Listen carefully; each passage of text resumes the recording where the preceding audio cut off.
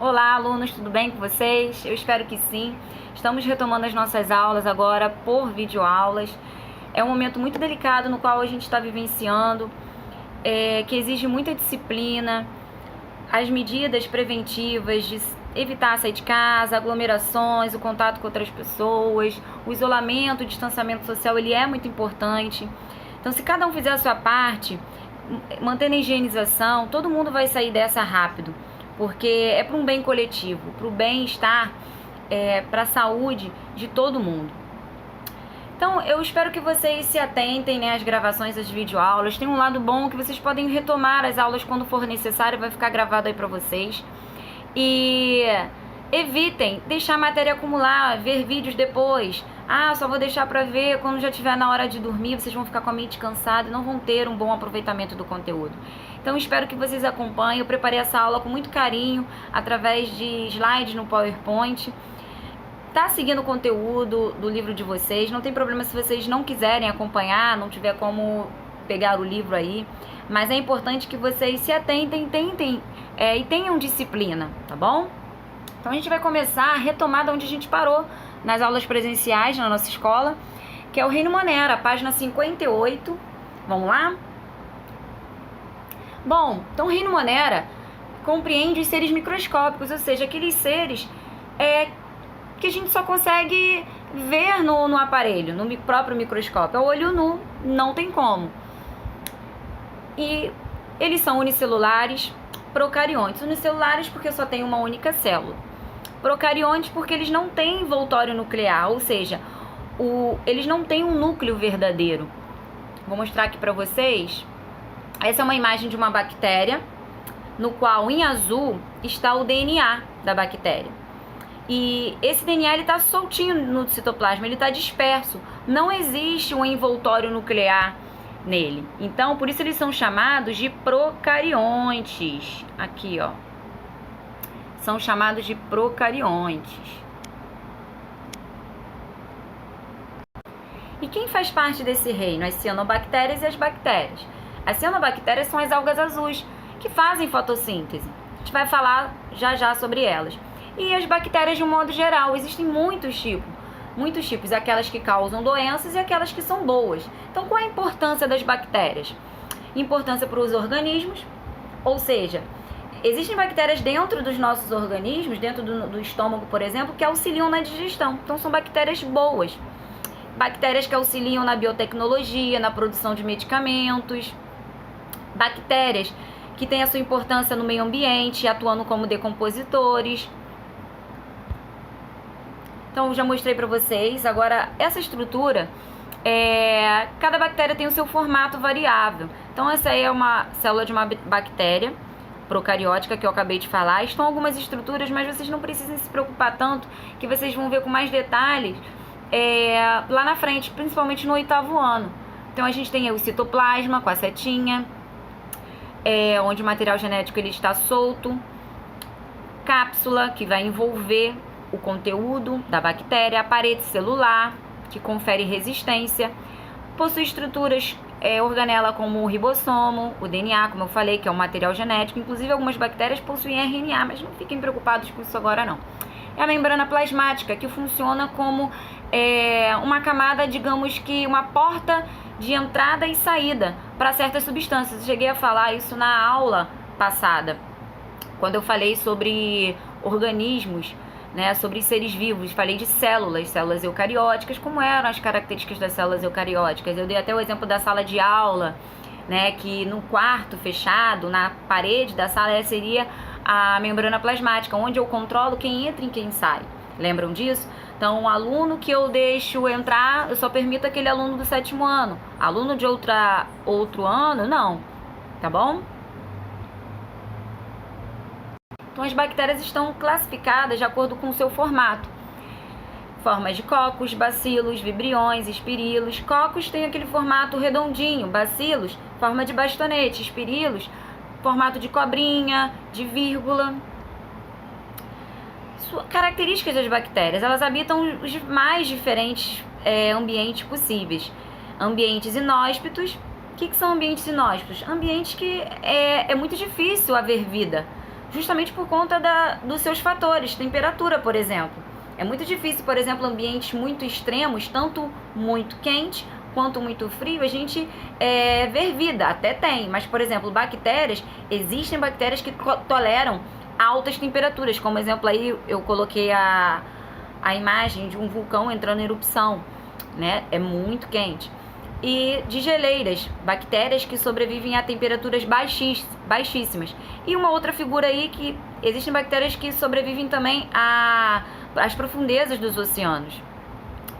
Bom, então outro ambiente em que as bactérias elas vivem é no nosso organismo, como eu havia falado, por exemplo, no estômago, no intestino, que elas são boas para a digestão. Fazem parte, né, da nossa flora intestinal. Então, elas podem viver isoladas ou em colônias. Então, em colônias, aí, por exemplo, a gente tem essa plaquinha de Petri, onde as bactérias elas são cultivadas em meio de cultura. Ou seja, existe um meio ali propício para elas se multiplicarem. Então, nesse caso, a gente está observando aí um monte de bolinhas. Tudo isso são bactérias. São cultivadas em laboratórios para elas serem estudadas. Então, como é que elas se alimentam? Qual é a forma de alimentação? Existem dois tipos, né, de nutrição. Nutrição autótrofas e heterótrofas. Autótrofas, porque o nome já diz auto, elas conseguem se alimentar sozinhas, ou seja, se autonutrem. Então, por exemplo, bactérias que pegam energia de oxidação de substâncias que estão no solo, por exemplo. Então, ela está tirando energia ali de substâncias químicas. Cianobactérias porque elas são fotossintetizantes, elas pegam energia luminosa, energia solar, para fabricar o próprio alimento. Tudo bem até aí? São as autótrofas. Já as heterótrofas, que são as mais comuns, principalmente essas que parasitam outros seres, causando doenças. Heterótrofas que elas não conseguem fabricar o próprio alimento, elas necessitam de outro ser vivo, né, de outra matéria para se alimentar. É o caso das decompositoras e parasitas, por exemplo. Decompositoras são aquelas que pegam a matéria morta e reciclam. Por exemplo, no meio ambiente, a matéria orgânica que está no meio ambiente, elas vão pegar aquela matéria, reciclar e devolver para o meio ambiente. Além delas se nutrir, elas vão devolver para o ambiente nutrientes. Por isso que quando a nossa mãe, nosso pai diz assim, coloca cascas de legumes no vasinho de planta porque é bom para a planta. O que vai acontecer? Vai chegar um momento que depois de ter curtido ali com a terra, aquela matéria vegetal, ela vai se dissolvendo por conta da ação de bactérias e também fungos que vão auxiliar no processo de reciclagem dessa matéria.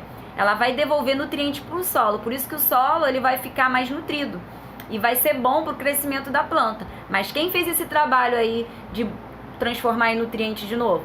Os decompositores, tudo bem? Se não, imagine se não existisse, gente, de seres decompositores, que eles podem ser bichinhos feinhos, né? Mas imagine se não tivessem eles, haveriam corpos empilhados pelo mundo todo, já pensou? Mas são eles que destroem.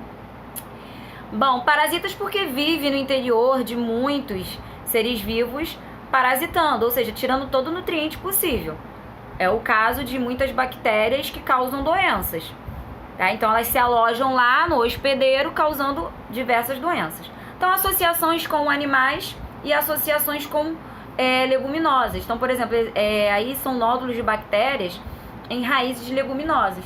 Essas bactérias, elas pegam o nitrogênio do meio atmosférico e fixam. Então, elas nutrem a planta e também elas também estão utilizando como nutriente. Como é a respiração dessas bactérias? Deixa eu voltar aqui. Bom, eu até quero fazer uma correçãozinha aqui. Ali em cima está escrito anaeróbicas, anaeróbias. Eu vou rapidamente com um pincelzinho fazer isso aqui, olha. Só para consertar. Na verdade, essas são aeróbicas, tá? Porque aeróbias necessitam de oxigênio para sua sobrevivência, ou seja, elas necessitam da presença do oxigênio para manter-se vivas. As aeróbias, o nome diz anaeróbias, já não precisam, o A é de negação, então elas toleram pouca quantidade de oxigênio. Ou não toleram nenhuma, tá? Toleram pouca ou nenhuma quantidade de oxigênio. E as facultativas, que elas podem viver tanto na presença como na ausência do oxigênio. Tudo bem? E a reprodução dessas bactérias, como ocorre?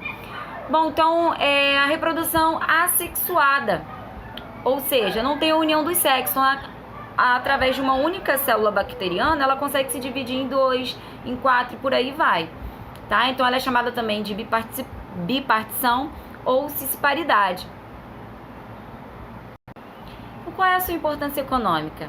Realizam processos químicos, então produção de coalhada, vinho, vinagre, laticínios como iogurte, queijos. Para quem não sabia, os lactobacilos, por exemplo, são muito bons. Esse Yakult, né, essa marca que é o leite fermentado, através do cultivo ali de bactérias, os lactobacilos, que inclusive existem muitas crianças que se dão muito bem com esse tipo de alimento, de leite fermentado, para auxiliar no processo do bolo fecal, para eliminação.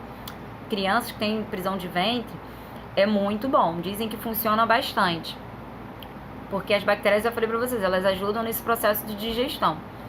Então, vinho, né, para quem gosta de vinho, vocês que não, crianças, não, pré-adolescentes também não bebam.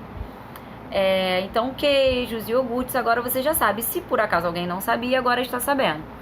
Então, a importância na biotecnologia, medicamentos e vacinas, já vou falar sobre isso, produção de hormônios, reciclagem de matéria.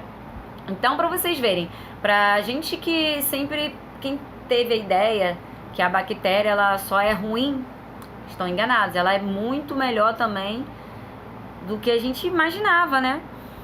Então, medicamentos, a descoberta de vacinas, principalmente, foi um marco muito importante através de Alexandre Fleming. A reciclagem da matéria, eu já falei. Nos alimentos, né, na economia, a venda desses produtos, tudo à base de quê? Do cultivo dessas bactérias. Bom, então bactérias patogênicas, que são aquelas bactérias que causam doenças. Então, os antibióticos, eles vieram justamente para combater determinadas doenças que causam determinadas doenças causadas por bactérias. Então, por exemplo, Alexandre Fleming, ele foi um importante médico na descoberta do antibiótico. Mas ele descobriu, gente, assim, de maneira bem inusitada. Vou contar rapidamente para vocês. Por exemplo, na Primeira Guerra Mundial, muitos soldados, eles morreram por conta de infecções. Eles eram feridos, mas muitos, naquela época, quando tinha um ferimento muito forte, eles tinham que amputar um membro para não deixar aquela infecção crescer. Ou seja, bactérias que estavam ali, eles não conheciam vacina. Não tinha antibiótico, não tinha nenhuma proteção, eles nem conheciam que micro-organismo era aquele que causava a infecção rápida. Então, às vezes, eles não morriam nem por causa de um tiro no braço, mas sim a infecção que era causada por conta daquele tiro. Então, eles eram forçados a amputar os seus braços por conta dessas feridas. Então, eis que surgiu na Segunda Guerra Mundial um antibiótico. Então, Alexandre Fleming, ele em suas culturas de bactérias que causavam infecções generalizadas, descobriu por um acaso o crescimento de um mofo, um bolor, que é um fungo, ali no meio de culturas. E daí ele descobriu o antibiótico, a chamada penicilina.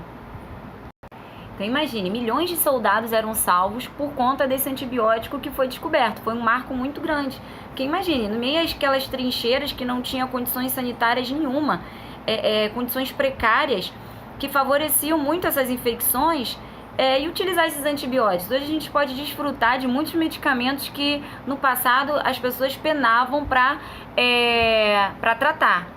E muitas das vezes não sabiam nem o que eram, né? Coloquei aqui para vocês doenças causadas por bactérias, a tuberculose, difteria, hanseníase, coqueluche, pneumonia, meningite. Então existem muitas e muitas outras, mas assim, vamos falar só de algumas, tá? Até porque eu não vou entrar em detalhes aqui com vocês. Então a pneumonia, a gente sabe que objetos contaminados, o contato com doentes, gotículas, tá? Então causa dificuldades respiratórias, febre, tosse. E se não tratar, pode levar até problemas mais graves, doenças mais graves, como, né, a tuberculose. Então são bactérias que podem causar muitos danos. A coqueluche, através de tosse frequente e intensa, causa vômitos. Então, locais fechados, né, contato com doentes, isso não pode acontecer porque é a forma de contágio. Objetos contaminados. Leptospirose, que muitos conhecem, né, através o contágio da urina do rato, né, ou de alguns outros animais. Então, água contaminada, né, geralmente enchentes, pessoas que passam por momentos difíceis podem se contaminar nesse tipo de situação. Então, o que causa? Febre, olhos vermelhos, dores musculares, icterícia, que é aquela amarelado na pele, problemas de fígado e rins. O botulismo causa visão dupla, vômito, boca seca, diarreia, fraqueza. Alimentos contaminados, principalmente os enlatados, os conservantes, né? Principalmente a gente tem que ter muito cuidado com aqueles alimentos que, principalmente os enlatados, que passaram da validade. Então, antes de eu falar sobre os exercícios do livro, eu queria falar com vocês, que eu esqueci de comentar, não mencionei aqui nos slides, sobre vacinas, tá? Tanto para vírus, tem vacina para bactérias, tá?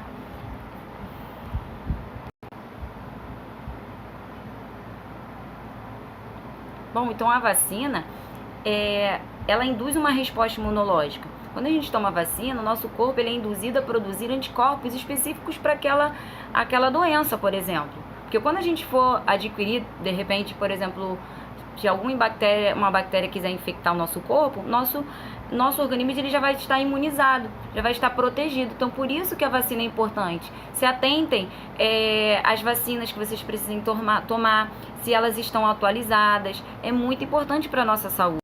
Então, as vacinas, elas contêm micro-organismos atenuados. Ou seja, eles já estão enfraquecidos, né, ou mortos, que é para ajudar o organismo ele produzir uma resposta, uma memória celular, para quando realmente a gente for ser atacado, a gente vai estar imunizado, bem protegido. Bom, então agora vocês vão fazer os exercícios do livro, página 53 a 63, páginas 64 a 66, são exercícios de revisão do conteúdo do bimestre. Então, 53 a 63 relacionado ao Reino Monera. E da 64 a 66 é só exercício de revisão, que é importante, tá bom? Gente, eu espero que vocês tenham compreendido, tá? Eu tô muito ansiosa, tô com saudade de vocês, tô ansiosa pra gente voltar às nossas aulas presenciais, mas é necessário esse momento, tá bom? Fiquem com Deus e até a próxima aula.